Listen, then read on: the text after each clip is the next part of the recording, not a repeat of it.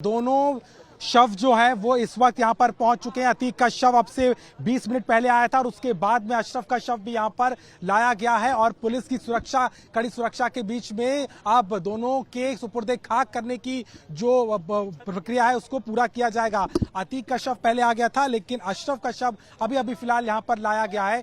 इसके साथ ही साथ अगर देखा जाए तो अब ज्यादा समय नहीं लगेगा, 1 घंटा लग सकता है क्योंकि जिस तरीके की प्रक्रिया होती है उसमें समय लगेगा। लेकिन आज जिस तरीके से कहा जा रहा था कि इस प्रक्रिया को जल्द कर लिया जाए, तमाम लोग यहां पर पहुंच रहे थे लेकिन आइडेंटिफिकेशन करके ही यहां पर जो है वो लोगों को अंदर आने जाने की अनुमति दी गई है। और इसी लिहाज से अगर देखा जाए तो सुरक्षा का घेरा जो है वो काफी मजबूत है। यही नहीं, दूसरी तरफ आप देखिए आरएएफ के जवान की टुकड़ी पूरी तरीके से तैयार है, पूरे बल के साथ में तैयार है कि अगर कुछ भी हो तो पूरी स्थिति को नियंत्रित किया जा सके। आपके दूसरी तरफ आकर देखिए यूपी पुलिस के जवान भी यहां पर तैयार हैं ताकि अगर कोई स्थिति बनती है तो यहां पर निपटा जा सके। यानी कि बड़ी सुरक्षा है, भारी सुरक्षा है और मैं कहूंगा कि कल के मुकाबले ज्यादा सुरक्षा है क्योंकि असद के का जो सुपुर्दे खाक किया गया था वो दिन में किया गया था। दिन में लगभग 10 से 11 बजे के बीच वो हुआ, लेकिन अब रात का समय है, देर शाम हो चुकी है, अंदर लाइट की व्यवस्था की गई है ताकि हर एक चीज को साफ साफ देखा जा सके।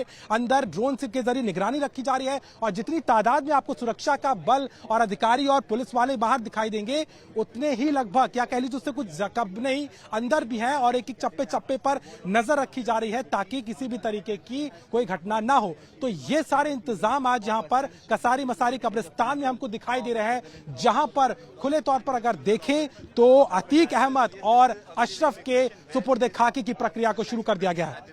ये कहना गलत नहीं होगा कि जिस तरह की सल्तनत और बादशाहत या माफियागिरी अतीक अहमद ने की, उसके परिवार ने की, आज उसका एक अंत होता हुआ नजर आ रहा है। और ये साफ है क्योंकि कल का जो दौर था, कल हमने कहा था कि एक दौर खत्म हो रहा है, लेकिन आज तो एक पूरा का पूरा कहेंगे कि अतीक का पूरा युग ही खत्म होता नजर आ रहा है। क्योंकि कल जिस तरीके से अतीक अहमद और उसका भाई अशरफ, जो कि उसका काफी मजबूत हाथ था, वो भी कट गया और उसके बाद दोनों के दोनों जिस तरीके से 3 शूटर्स के द्वारा मारे जाते हैं और वो एक तरीके से कहा जाए जो घटना होती है उसने इस परिवार के 3 महत्वपूर्ण लोगों को, जो कहें तो इस पूरे परिवार के लिए बहुत महत्वपूर्ण थे। अतीक जो सपना पाले बैठा था कि असद आगे उसकी विरासत को ले जाएगा, वो पहले ही जमींदोज हो गया एनकाउंटर में झांसी में। और उसके बाद में कल जो घटना हुई उसके बाद खुद अतीक अहमद और उसका भाई अशरफ, वो दोनों भी मौत के घाट उतार दिए गए उन 3 शूटर्स के जरिए जिन्होंने खुले तौर पर उन पर हमला किया और उनको कॉल्विन अस्पताल के उस गलियारे में मार गिराया था। लेकिन आज की तस्वीर एक बार फिर से वही दिख रही है, अंत हो रहा है अतीक के युग का। ये अतीक का युग है जो अब अतीत में होगा और इसको कहना अब गलत नहीं होगा, जिसको लेकर के लगातार चाहे उत्तर प्रदेश की सरकार हो जिसने भले ही ये कहा कि मिट्टी में मिला दिया जाएगा इन तमाम लोगों को, लेकिन अतीक की जिस तरीके से मौत हुई है वो भले ही विवादों के घेरे में है, लेकिन जो माफिया तंत्र की बात होती थी वो कहीं ना कहीं इस दौर में बहुत महत्वपूर्ण नजर आता है। आप भाई साहब क्या उनके जानने वाले क्या है? नहीं, हम लोग तो रानी मंडी के हैं, रानी मंडी जी कोतवाली के पीछे रहते हैं। मतलब उनके पड़ोसी है? नहीं, ये तो यहाँ रहते थे ना, हम लोग तो रानी मंडी में कोतवाली चौक में रहते हैं। अच्छा, तो आप जाना चाह रहे? हाँ, आधार कार्ड पे नहीं जाने दे रहे, क्या किया वहाँ? आप भाई साहब कहाँ से आए? सर ये कसारी मसारी से हमारे। कैसे आप संबंध क्या है उनसे परिवार? सर ये चूंकि पड़ोसी है, मोहल्ले के हमारे हैं, हम एक मस्जिद के इमाम हैं सर। लेकिन आते आए? हाँ, पड़ोसी। जाने दे रही है पुलिस? नहीं जाने दे रहे, मना कर रहे हैं जी। क्या सोच के आए थे कि देख पाएंगे? हाँ नहीं, जनाजे की नमाज में शामिल होने आए थे सर, कि जनाजे की नमाज में शामिल हो जाएंगे, तो सर मना कर रहे हैं कि रहने दे।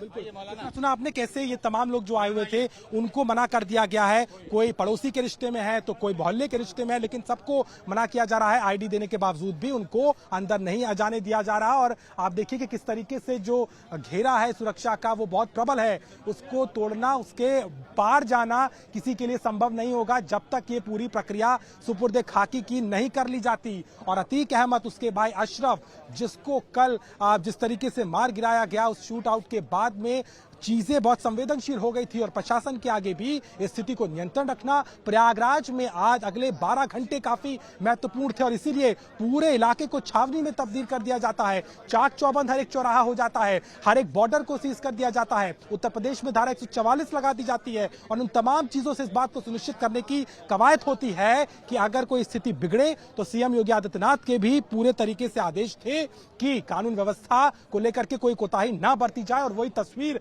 आज यहां दिखाई दे रही है, क्योंकि सुरक्षा का घेरा केवल कसारी मसारी इस कब्रिस्तान में नहीं बल्कि प्रयागराज में हर तरफ दिखाई दिया हमको। आज चकिया के इलाके भी आज हम गए थे जहां पर कल लोग पहुंचे थे, महिलाएं पहुंची थी जो असद के जनाजे में जाना चाहती थी, लेकिन आज सन्नाटा पसरा था। एक औरत गली में नहीं थी, एक महिला, एक बच्चा, एक आदमी सवार नहीं था, क्योंकि कल जिस तरीके की घटना हुई उसके बाद अब कोई भी बाहर निकलने से, कुछ कहने से और अतीक अहमद और उसके परिवार के साथ खड़े होने से कतरा रहा है। और यही दिखता है कि जिस तरीके की कल वारदात हुई, एक अंत हुआ अतीत का, एक अतीक अहमद को जिस तरीके से जमींदोज कर दिया गया, वो कहीं ना कहीं एक बड़ा कारण है कि आज वो तादाद नहीं दिख रही। और प्रशासन ने जिस तरीके की तैयारी की थी, चाहे आप लोगों को लेकर के चाक चौबंदी हो और या इस वक्त जो है उनके कोई रिश्तेदार बाहर आए हैं, हम जानने की कोशिश करेंगे कि क्या कुछ हो रहा है। क्या आप जाने के लिए आए थे? जाने नहीं दे रहे? ये लोग भी जाने के लिए आए थे चित्रा, लेकिन इनको भी नहीं जाने दिया गया। देखिए, आप समझिए, कोई भी रिश्ता हो वो चलेगा नहीं। अगर आप करीबी हैं, परिवार के हैं, तभी जा सकते हैं, अन्यथा यहाँ पर किसी को जाने नहीं दिया जा रहा। सीधे सीधे इंस्ट्रक्शंस हैं, सीधे सीधे इस बात का अनुपालन यहाँ पर किया जा रहा है और बार बार हर कोई शख्स वहां पहुंचने की कोशिश करता है तो उसको यही जवाब दिया जा रहा है कि नहीं, अलाउड नहीं है, आप नहीं जा सकते। लेकिन लोग भी उस बात को लगभग हमें मानते नजर आ रहे हैं। फिर से चलते हैं, कुछ लोग यहाँ पर पहुंचे हैं, क्या कुछ कह रहे हैं उनसे जरा सुनने की कोशिश करेंगे। परिवारजनी नहीं, यहाँ पर रिश्तेदार। क्या आप जाना चाह रहे हैं? Sir please no comments, no comments. क्या परिवार से हैं उनके जानने वाले? No comments please. पहले मिट्टी हो जाए, सुकून से इंसान मिट्टी दे ले, फिर बात करे। पहले परेशान है इंसान। अब तो कब्रिस्तान में भी आईडी देनी पड़ेगी। अगर आप लोग सहयोग नहीं करेंगे तो कैसे हो पाएगा? बिल्कुल आप लोग सहयोग करेंगे जी, जानने वाले जी जाना चाहते हैं। हर प्रशासन क्या कह रहा है? नहीं जाने दे रहा? नहीं, बिल्कुल जाने दिया जाएगा। थोड़ा कुछ जाने देगा प्रशासन, क्यों नहीं जाने देगा? प्रशासन तो कुछ कह भी नहीं रहा। सुना आपने, ये अतीक अहमद और उनके परिवार के जानने वाले लोग हैं जो जाना चाह रहे हैं। एक तरीके का थोड़ा रोष भी जता रहे हैं, बार बार इस बात को कह रहे हैं कि जाना चाहते हैं, जाना नहीं दिया जा रहा। उम्मीद कर रहे हैं कि शायद प्रशासन उनको जाने दे, लेकिन जिस तरीके के इंस्ट्रक्शंस यहाँ पे है, तमाम बड़े आला अधिकारी पुलिस के यहाँ मौजूद हैं और उन्होंने साफ कर दिया है कि सिवाय परिवार के कोई नहीं जाएगा। तो ऐसे में कोई संभावना बचती नहीं है कि कोई अगर दूर का भी रिश्तेदार है, कोई पड़ोस का हो, कोई जानने वाला हो, कोई करीबी हो, कोई नहीं जाएगा। देखिए, तैनाती है यहाँ पर, सब अलर्ट पे हमको नजर आ रहे हैं ताकि अगर यहाँ पर कोई भी किसी तरह की स्थिति हो तो उनको काबू किया जा सके। और चकिया का इलाका, चित्रा, जैसा मैं कह भी रहा था, इस बात में कोई दो राय नहीं है कि एक माफिया के तौर पे तो भले ही अतीक अहमद की तूती बोलती थी प्रयागराज में, पूरे इस इलाके में, लेकिन एक राजनीतिक शख्स के तौर पर भी लगातार विधायक रहना, फूलपुर से सांसद रहना और तमाम इन चीजों को के मद्देनजर जो उसका रसूख था सियासत में, वो किसी से छुपा नहीं है। समाजवादी पार्टी हो, बहुजन समाज पार्टी हो, अपना दल हो, तमाम लोगों के साथ में संबंध रहे हैं और इसमें कोई दो राय नहीं है कि जिस तरीके की शख्सियत थी, एक तरीके का प्रभाव था जो चुनाव में काफी मायने रखता था और उसकी जीत को भी देखा गया। तो ये पूरे तौर पे कहना गलत नहीं होगा कि एक राजनीतिक शख्सियत के तौर पे भी अतीक अहमद काफी मजबूत हो चुका था और यही कारण है कि जो साम्राज्य उसने यहाँ पर फैलाया, जो सल्तनत बनाई, जो मकान बनाए, जो महल बनाए, जो लोगों के घरों में कब्जे किए, जो यातनाएं दी, जो लोगों को मारा, वो सब आज हिसाब किताब यहाँ पर नजर आ रहा है। और यही कारण है कि आज जिस तरीके की तस्वीर हमें नजर आती है, जहां पर हर तरफ आप देखेंगे भारी सुरक्षा है।